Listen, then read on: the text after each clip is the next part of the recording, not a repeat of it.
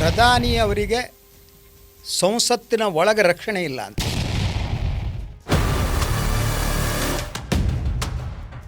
ಈ ಕಾಂಗ್ರೆಸ್ನವ್ರು ಬಂದು ಅವರಿಗೆ ಒಂದು ರೀತಿ ಭಯ ಇದೆ, ಪ್ರಧಾನಿಗೆ ಭಯ ಇದೆ ಅಂತ.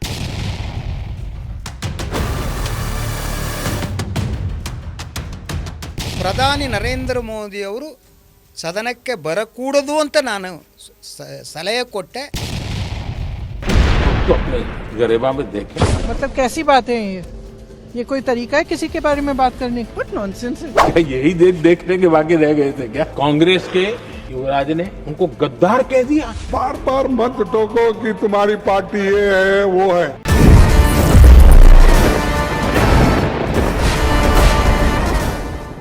ಲೇಡೀಸ್ ಆ್ಯಂಡ್ ಜೆಂಟಲ್ಮೆನ್, ಕರ್ನಾಟಕ ಪ್ರಜಾಪ್ರಭುತ್ವ ರಾಷ್ಟ್ರದಲ್ಲಿ ಸಂಸತ್ನಲ್ಲೇ ಪ್ರಧಾನಮಂತ್ರಿಗಳಿಗೆ ರಕ್ಷಣೆ ಇಲ್ವಾ? ಹಾಗಾದರೆ ಬಲಿಷ್ಠ ಗೃಹ ಸಚಿವರಿದ್ದಾರೀಗ ಅಂತಾರೆ ಅಮಿತ್ ಶಾ. ಪ್ರಧಾನಮಂತ್ರಿಗಳಿಗೆ ರಕ್ಷಣೆ ಕೊಡ್ತಾ ಇಲ್ವಾ ಸಂಸತ್ನಲ್ಲಿ? ಇತಿಹಾಸದಲ್ಲಿ ರಾಷ್ಟ್ರಪತಿ ಭಾಷಣದ ವಂದನಾ ನಿರ್ಣಯದ ಬಗ್ಗೆ ಪ್ರಧಾನಮಂತ್ರಿಗಳು ಮಾತನಾಡಲೇ ಇಲ್ಲ. ಎಂಥ ವ್ಯವಸ್ಥೆಯಲ್ಲಿ ಈಗ ನಾವಿದ್ದೀವಿ? ಈ ವಿಷಯದ ಬಗ್ಗೆ ಮಾತನಾಡಲಿಕ್ಕೆ ಹಿರಿಯ ಪತ್ರಿಕೋದ್ಯಮಿಗಳು, ಹಿರಿಯ ಪತ್ರಕರ್ತರು ಅನ್ನೋದಕ್ಕಿಂತ ಹಿರಿಯ ಪತ್ರಿಕೋದ್ಯಮಿ ಸನ್ಮಾನ್ಯ ಶ್ರೀ ಶಶಿಧರ್ ಭಟ್ ನಮ್ಮ ಜೊತೆಗಿದ್ದಾರೆ. ಬನ್ನಿ ಅವ್ರನ್ನ ಸ್ವಾಗತ ಮಾಡೋಣ. ಸರ್, ಈಗ ನಿನ್ನೆ ನೋಡಿದ್ರಿ ನೀವು, ಪ್ರಧಾನಮಂತ್ರಿಗಳು ಸಂಸತ್ನಲ್ಲಿ ಮಾತನಾಡಲೇ ಇಲ್ಲ. ರಾಷ್ಟ್ರಪತಿಗಳ ಭಾಷಣದ ಮೇಲಿನ ವಂದನಾ ನಿರ್ಣಯದ ಬಗ್ಗೆನೇ ಮಾತನಾಡಲಿಲ್ಲ. ಯಾಕೆ? ಏನಿದ್ರ ಹಿನ್ನೆಲೆ ಅಂತ? ಒಂದು, ಇಡೀ ಈ ಬಾರಿಯ ಸಂಸತ್ ಅಧಿವೇಶನದಿದೆಯಲ್ಲ, ಅದರಲ್ಲಿ ಪ್ರಸ್ತಾಪವಾದ ವಿಚಾರಗಳು ಯಾವುದು ಭಾಳ ಮುಖ್ಯವಾದ್ದು. ಒಂದು, ಭಾರತದ ಸೇನಾ ಮುಖ್ಯಸ್ಥರಾಗಿದ್ದಂಥ ಈಗ ನಿವೃತ್ತರಾಗಿರುವ ನರವಣೆಯವರ ಪುಸ್ತಕಕ್ಕೆ ಸಂಬಂಧಪಟ್ಟದ್ದು. ಇದಕ್ಕೆ ಸಂಬಂಧಪಟ್ಟ ಹಾಗೆ ಕೆಲವು ಗಂಭೀರವಾದ ವಿಚಾರಗಳು ಪ್ರಸ್ತಾಪ ಆದವು. ಒಂದು, ಗಲಾಟೆ ಆಯಿತು, ಇನ್ನೊಂದು ಆಯಿತು. ಸದನದ ಪಾರ್ಟ್ ಅದು, ಪ್ರತಿಭಟನೆ, ಧರಣಿ, ಸಂಸದೀಯ ವ್ಯವಸ್ಥೆಯಲ್ಲಿ ಇದೆಲ್ಲ ನಡೀತಾ ಇದೆ, ಇದು ನಡೀತು. ಆದರೆ ಸ್ಪೀಕರ್ ಅವರು ಏನು ಅವತ್ತು 4ನೇ ತಾರೀಕಿನ ದಿನ ನರೇಂದ್ರ ಮೋದಿಯವರು ಸಂಜೆ 5 ಗಂಟೆಗೆ ಅವರು ಉತ್ತರ ಕೊಡಬೇಕಿತ್ತು. ಆದರೆ ಅದಕ್ಕೆ ಬದಲಾಗಿ ಮರುದಿನ, ಅವತ್ತು ಗಲಾಟೆ ಆಯಿತು, ಉತ್ತರ ಕೊಡೋಕ್ಕಾಗಿಲ್ಲ. ಮರುದಿವಸ 11 ಗಂಟೆಗೆ ಪ್ರಧಾನಿಯವರು ಉತ್ತರ ಕೊಡ್ತಾರೆ, ಮಾರನೇ ದಿನ 5ನೇ ತಾರೀಕು ಅನ್ನುವುದಿತ್ತು. ಆದರೆ ಏಕಾಏಕಿಯಾಗಿ ಸ್ಪೀಕರ್ ಅವರು ಒಂದು ಅನೌನ್ಸ್ಮೆಂಟ್ ಮಾಡಿದ್ರು. ಏನದು ಅನೌನ್ಸ್ಮೆಂಟು? ಒಂದು, ಇಲ್ಲಿ ಸದನದ ಒಳಗಡೆ ಪ್ರತಿಭಟನೆಯಿಂದಾಗಿ ಅಹಿತಕರ ಘಟನೆ ನಡೆಯಬಹುದು ಅನ್ನುವ ಸೂಚನೆ ನನಗೆ ಬಂದಿರುವುದರಿಂದ ಪ್ರಧಾನಿ ನರೇಂದ್ರ ಮೋದಿಯವರು ಸದನಕ್ಕೆ ಬರಕೂಡದು ಅಂತ ನಾನು ಸಲಹೆ ಕೊಟ್ಟೆ. ಪ್ರಧಾನಿಗಳು ಈ ಸಲಹೆಯನ್ನು ಒಪ್ಪಿಕೊಂಡ್ರು ಅಂತ ಅವ್ರಿಗೆ ಕೃತಜ್ಞತೆ ಸಲ್ಲಿಸ್ತಾರೆ. ಅಂದರೆ ಒಂದು, ಪ್ರಧಾನಿಗಳು ಬರಕೂಡದು ಅಂತೇಳಿ ಸ್ಪೀಕರ್ ಸೂಚನೆ ಕೊಟ್ಟರು ಅಂತ ಒಂದು, that's one part. Second thing, speaker ಅವರಿಗೆ ಈ ಅನಿರೀಕ್ಷಿತವಾದ ಇಂಥ ಅಹಿತಕರ ಘಟನೆ ಅಂದರೆ ಏನು? ಅಲ್ಲ, ಈಗ ಒಂದು ರಕ್ಷಣೆ ವ್ಯವಸ್ಥೆ ಅಂತ ಬಂದಾಗ ಏನಾಗುತ್ತೆ ಸರ್, ಈಗ ಸಂಸತ್ತು ಅಂತ ಬಂದಾಗ ಸ್ಪೀಕರ್ ಅವರ ಸುಪರ್ದಿಯಲ್ಲಿರುತ್ತೆ. ಅದೇ ಕಸ್ಟೋಡಿಯನ್ ಆಫ್ ದ ಹೌಸ್ ಅಲ್ವಾ? ವಾಟ್ ವಿ ಅವರ್ ಹಿಂಗಿದ್ದಾಗ ಅಲ್ಲಿ ಏನೋ ಅಹಿತಕರ ಘಟನೆಗಳು ನಡೀತವೆ ಅಂತಂದರೆ ಮುಂಜಾಗ್ರತೆ ಕ್ರಮವನ್ನು ತೆಗೆದುಕೊಳ್ಬೇಕಾಗಿರೋದು ಸ್ಪೀಕರ್ ಅವರ ಕರ್ತವ್ಯ. ಅಲ್ಲಿ ಮುಂಜಾಗ್ರತೆ ಕ್ರಮವನ್ನು ತೆಗೆದುಕೊಳ್ಳದೆ ಇವರು ಈ ರೀತಿಯ ತೀರ್ಮಾನ ಅಂದರೆ ಇದು ಅಲ್ಲಲ್ಲ. ಅದು ಎಲ್ಲಿಯವರೆಗೆ ಹೋದರು ಅಂತಂದರೆ ಭಾಳ ಸ್ಪಷ್ಟವಾಗಿ ನೀವು ಹಿಂದಿನ ನೋಡಿ, ಈಗಲೂ ಕೂಡ ಹಲವಾರು ಆ ವಿಡಿಯೋಗಳು ಬರ್ತವೆ. ಅದು ಮನಮೋಹನ್ ಸಿಂಗ್ ಪ್ರಧಾನಿಯಾದಂಥ ಸಂದರ್ಭದಲ್ಲಿ ಅವತ್ತು ಇದೇ BJP ಅವರು ಗಲಾಟೆ ಮಾಡಿ ಅವರು ಸುತ್ತುವರಿತಾರೆ. ಹಾಗೇನೆ ಇಡೀ ಬಿಲ್ಗಳನ್ನು ಹರಿದು ಅವ್ರ ಮುಖಕ್ಕೆ ಹೊಡಿತಾರೆ. ಆದರೂ ಕೂಡ ಮೌನವಾಗಿ ಹಾಗೆ ನಿಂತಿರ್ತಾರೆ ಡಾಕ್ಟರ್ ಮನಮೋಹನ್ ಸಿಂಗ್ ಅಲ್ವಾ? ಒಂದು ಸದನದ ಒಳಗಡೆ ಥ್ರೆಟ್ ಅಂದರೆ ಏನು? ಅಲ್ಲಿ ವಾಚ್ ಆ್ಯಂಡ್ ವಾರ್ಡ್ ಇರ್ತಾರೆ, ಪಕ್ಕದಲ್ಲೇ ನಿಂತಿರ್ತಾರೆ. ಯಾರು ಹೋಗಿ ಯಾರ ಮೇಲೆ ದಾಳಿ ಮಾಡೋದು ಸಾಧ್ಯ ಇಲ್ಲ. ಘೋಷಣೆಗಳನ್ನು ಕೂಗಬಾರ್ದು ಅಲ್ವಾ? ಘೋಷಣೆಗಳ್ಬೋದು, ಪ್ರತಿಭಟನೆ ಮಾಡ್ಬೋದು, ಸ್ಪೀಕರ್ ಮುಂದಿನ ವೆಲ್ ಏನಿದೆ ಅಲ್ಲಿ ಕುತ್ಕೋಬಹುದು. All these things part of democratic ಇದು ಪ್ರೊಸೀಜರ್. ಸೊ ಈಗ ಇವರು ಅಹಿತಕರ ಘಟನೆ ಅಂತ ಹೇಳುವ ಮೂಲಕ ಸದಸ್ಯರೊಬ್ಬರು ಸದನಕ್ಕೆ ಬರದಂತೆ, ಅದರಲ್ಲೂ ಪ್ರಧಾನಿ ಸದನಕ್ಕೆ ಬರದಂತೆ ಸ್ಪೀಕರ್ ಅವರು ಸೂಚನೆ ನೀಡಿದ್ರು ಅನ್ನೋದು ಒಂದು, ಇದು ಇತಿಹಾಸದಲ್ಲಿ ಮೊದಲ ಬಾರಿ ಅನಿಸುತ್ತೆ. ಇದು ಈ ಫಸ್ಟ್ ಟೈಮ್ ದ ಹಿಸ್ಟ್ರಿ. ಅದ್ರ ಜೊತೆಗೆ ನೀವು ಇಂಡಿಯಾದಲ್ಲಿ ಸ್ಟೇಟ್ ಅಸೆಂಬ್ಲಿ ಏನಿದೆ ಈ ಸದನದ ಕಾರ್ಯಕಲಾಪ ರಾಜ್ಯ ವಿಧಾನಸಭೆಗೂ ಸಂಸತ್ತಿಗೂ ವ್ಯತ್ಯಾಸ ಇಲ್ಲ. ಒಂದೇ ರೀತಿಯ ಕಾನೂನುಗಳು ನಿಯಮಾವಳಿಗಳಿವೆ. ಇಂಥ ಸಿಚುವೇಷನ್ನಲ್ಲಿ ಈಗ ಲೋಕಸಭಾ ಸ್ಪೀಕರ್ ಒಂದು ಪ್ರೆಸಿಡೆಂಟನ್ನು ಸಂಪ್ರದಾಯವನ್ನು ಹಾಕಿದ್ದಾರೆ. Will have to take it seriously. ಈಗ ಎಲ್ಲಿ ಬಿ ಜೆ ಪಿ ವಿರೋಧ ಪಕ್ಷ ಆಗಿದೆಯೋ ಅಂತ ಹೆಸರು, ಫಾರ್ ಎಕ್ಸಾಂಪಲ್ ಕರ್ನಾಟಕ ತಗೊಳ್ಳಿ. ನಾಳೆ ಕರ್ನಾಟಕದ ಸ್ಪೀಕರ್ಗಳು ಇದೇ ಆದೇಶವನ್ನು ಕೊಟ್ಟರೆ, ಇವರು ಪ್ರತಿಭಟನೆ ಮಾಡಿದ ಕಾರಣ ಮುಖ್ಯಮಂತ್ರಿಗಳು ಉತ್ತರ ಕೊಡೋದೇ ಮಾನದಂಡ ಮಾಡಿಬಿಟ್ರೆ ಇದು ಪ್ರಜಾಪ್ರಭುತ್ವದ ಕಗ್ಗೊಲೆ ಅಂತ ಹೇಳ್ತಾರೆ. Democracy will collapse. ಹಾಗಿದ್ರೆ ಯಾಕಾಗಿ ಸ್ಪೀಕರ್ ಇಂಥದ್ದು ಹೇಳಿದ್ರು? ಸ್ಪೀಕರ್ ಅವರು ಇದು ಬಿ ಜೆ ಪಿಯವರ ಅಲ್ಲ, ಈ ಸಂಖ್ಯಾಬಲವನ್ನು ಗಮನಿಸಿ, ನೀವು ಸಂಖ್ಯಾಬಲವನ್ನು ಗಮನಿಸಿ. ಕಾಂಗ್ರೆಸ್ ಸಂಸದರು ಎಷ್ಟು ಜನ ಇದ್ದಾರೆ, ಇವರು ಬಿ ಜೆ ಪಿಯವರು ಎಷ್ಟು ಜನ ಇದ್ದಾರೆ. ಅವರು ಅತಿ ಹೆಚ್ಚು ಸಂಖ್ಯೆಯಲ್ಲಿ ಸಂಸದರಿದ್ದರೂ ಕೂಡ ಈ ಕಾಂಗ್ರೆಸ್ನವ್ರು ಬಂದು ಅವರಿಗೆ ಒಂದು ರೀತಿ ಭಯ ಇದೆ, ಪ್ರಧಾನಿಗೆ ಭಯ ಇದೆ ಅಂತ ಅಂದರೆ ಇದು ಯಾವ ರೀತಿ ಪಲಾಯನವಾದನ ಮತ್ತೆ ಬೇರೆ ಏನಾದರೂ ಇದಕ್ಕೆ ಕಾರಣ ಇದ್ದಾಗ ಕಾಣುತ್ತೆ ಇದೆ. ನಾವು ಲಿಸ್ಟ್ ಮಾಡೋದಾದರೆ, ಚರ್ಚೆ ಮಾಡೋದಾದರೆ ಅದಕ್ಕೆ 2-3 ಕಾರಣಗಳನ್ನು ಹುಡುಕ್ಬೋದು. ಒಂದು, ನರವಣೆ ಅವರ ವಿಚಾರ ಏನಿದೆ, ನಿವೃತ್ತ ಸೇನಾ, ಅದರ ಬಗ್ಗೆ ಉತ್ತರ ಕೊಡುವುದು ಸುಲಭವಾದದ್ದಲ್ಲ. ಯಾಕೆಂದರೆ ಮರುದಿವಸ ಆ ಪುಸ್ತಕವನ್ನೇ ಪ್ರದರ್ಶನ ಮಾಡಿದ್ರು. ಹೌದು, ರಾಹುಲ್ ಗಾಂಧಿ. ಹೌದು. ಸೊ ಆ ಪುಸ್ತಕದ ಒಳಗಡೆ ಇರುವ ಅಂಶಗಳೇನು ಉಲ್ಲೇಖ ಆಗಿದೆ ಅದು ಈಗಾಗಲೇ ಕಾರ್ವಾನ್ ಅನ್ನೋ ಪತ್ರಿಕೆಯಲ್ಲಿ ಬಂದಿದೆ. ಓಕೆ, ಅದರಲ್ಲಿ ಬಹಳ ಸ್ಪಷ್ಟವಾಗಿ ನೀವು ಗೃಹ ಸಚಿವರು, ಇವರು ಪ್ರಧಾನಿಗಳು, ರಕ್ಷಣಾ ಸಚಿವರು ಮತ್ತು ಅಜಿತ್ ದೋವಲ್ ಅವರು ಉತ್ತರ ಕೊಡಲಾರದಂಥ ವಿಚಾರಗಳಿವೆ. ಯಾಕೆಂದರೆ ಇವರ ದೇಶ ಪ್ರೇಮ ಮತ್ತು ರಾಷ್ಟ್ರ ಪ್ರೇಮದ ನೆರೇಟಿವ್ಸ್ ಇದೆಯಲ್ಲ, ಅದು ಸುಳ್ಳು. S, narratives. ಯಾಕೆಂದರೆ ಚೀನಾದ 4 ಟ್ಯಾಂಕ್ಗಳು ಭಾರತದ ಗಡಿ ಪ್ರದೇಶದ ಒಳಗಡೆ ಬರ್ತಾ ಇದೆ.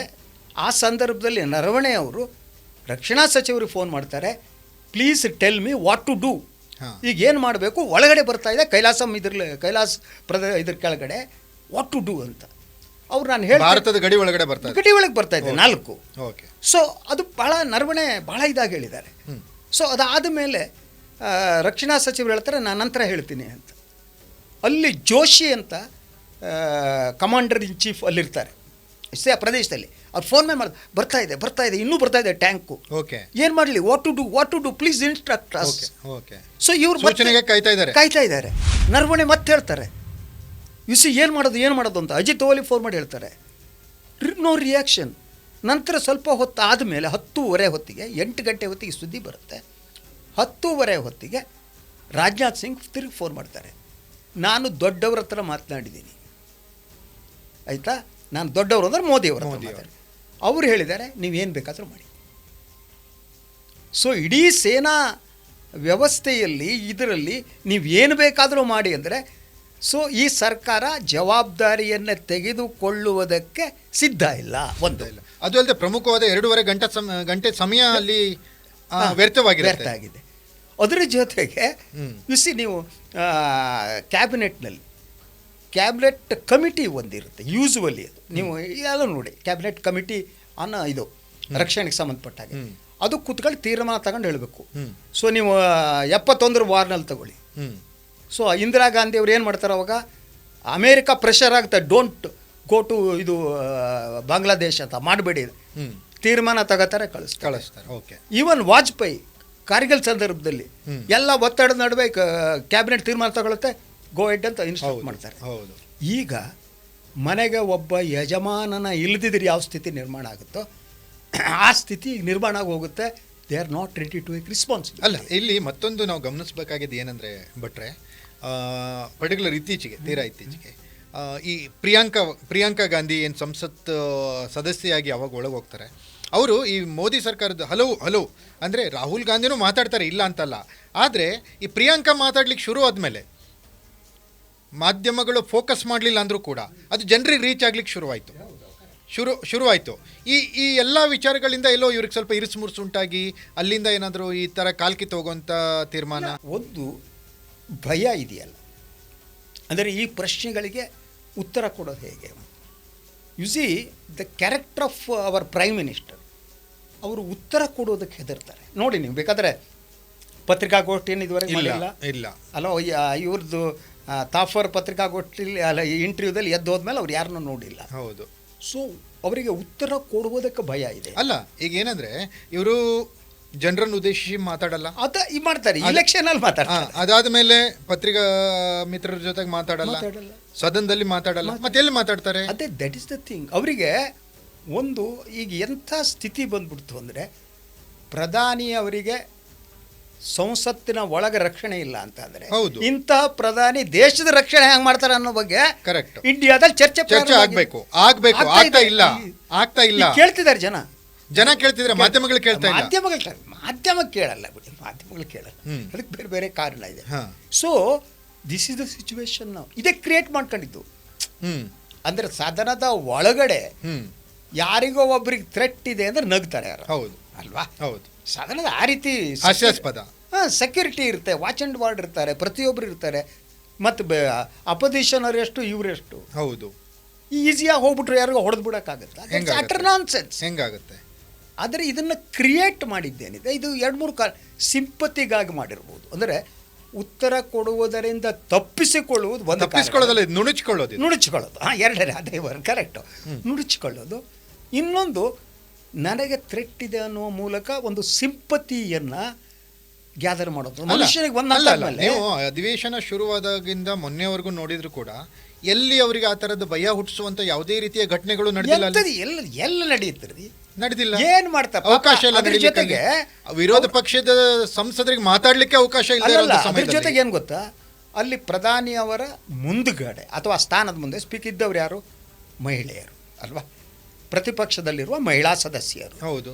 ನೀವು ನನ್ನ ಮೇಲೆ ಥ್ರೆಟ್ ಇದೆ ಮಹಿಳೆಯರ ಅಂದರೆ ಅವರು ಮಹಿಳಾ ಶಾಸಕಿಯರನ್ನ ಅಥವಾ ಸಂಸತ್ ಸದಸ್ಯರನ್ನ ಅಪನಂಬಿಕೆಯಿಂದ ನೋಡೋದು, ಅವಮಾನ ಮಾಡೋದು. ಮಹಿಳೆಯರಿಗೆ ಮಾಡಿರೋ ಅವಮಾನ, ಜನಪ್ರತಿನಿಧಿಗಳಿಗೆ ಮಾಡಿರೋ ಅವಮಾನ, ಅವಮಾನ. ಯಾವ ಪಾರ್ಟಿಗೆ ಸೇರ್ಲಿದ್ದಾರೆ? ಎಲೆಕ್ಟೆಡ್ ಜನ ಅವ್ರನ್ನ ಆಯ್ಕೆ ಮಾಡಿ ಕಳಿಸಿದ್ದಾರೆ. ಜವಾಬ್ದಾರಿ ಇರುವ ಗೌರವಾನ್ವಿತ ಸದಸ್ಯರವರು ಅವರು ಪ್ರತಿಭಟನೆ ಮಾಡುವುದಕ್ಕೆ ಬಂದು ಅಲ್ಲಿ ನಿಂತರು ಅಂದ್ಬಿಟ್ರೆ, ಇವರಿಂದ ನಂಗೆ ಥ್ರೆಟ್ ಅಂದರೆ ಮಹಿಳೆಯರು ಹೋಗ್ಬಿಟ್ಟು ಏನು ಮೈಮೇಲೆ ಬಿದ್ದುಬಿಡ್ತಾರೆ ಅಂದರೆ ಏನು ಮಾಡ್ತಾರೆ? ಮಹಿಳೆಯರು ಹೋಗ್ಬಿಟ್ಟು ಕೂಗ್ತಾರೆ, ಘೋಷಣೆ ಕೂಗ್ತಾರೆ. ತುಂಬ ಸರಳವಾದ್ದು. ಇನ್ಯಾರೂ ಹೋಗಿಲ್ಲ, ಮಹಿಳೆಯರು ಹೋಗಿದ್ದಾರೆ.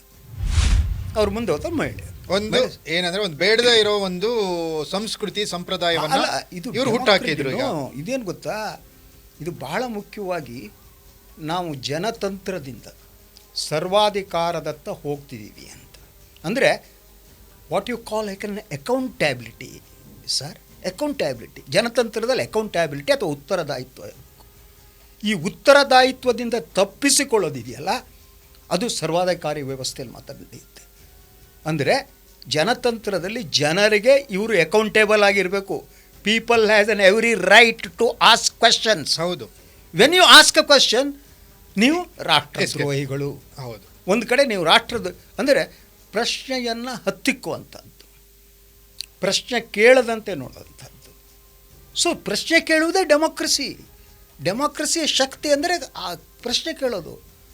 ನೀವು ಪ್ರಶ್ನೆ ಕೇಳಬೇಡಿ ಅನ್ನೋದು ರಾಜಪ್ರಭುತ್ವದಲ್ಲಿ, ಜನತಂತ್ರದಲ್ಲಿ. ಓಕೆ, ಎಸ್, ಥ್ಯಾಂಕ್ ಯು ಭಟ್ರೆ.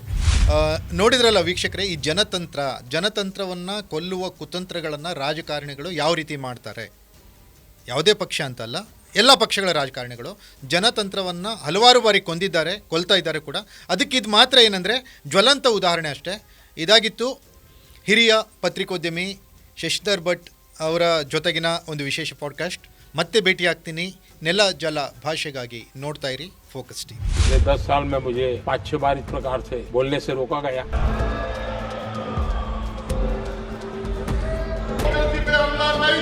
देश के ये लोग लोकतंत्र को कुचलने का काम कर रहे हैं, इसलिए हम बात कर रहे हैं.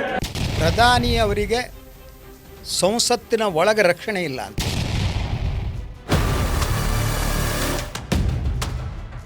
ಈ ಕಾಂಗ್ರೆಸ್ನವ್ರು ಬಂದು ಅವರಿಗೆ ಒಂದು ರೀತಿ ಭಯ ಇದೆ, ಪ್ರಧಾನಿಗೆ ಭಯ ಇದೆ ಅಂತ.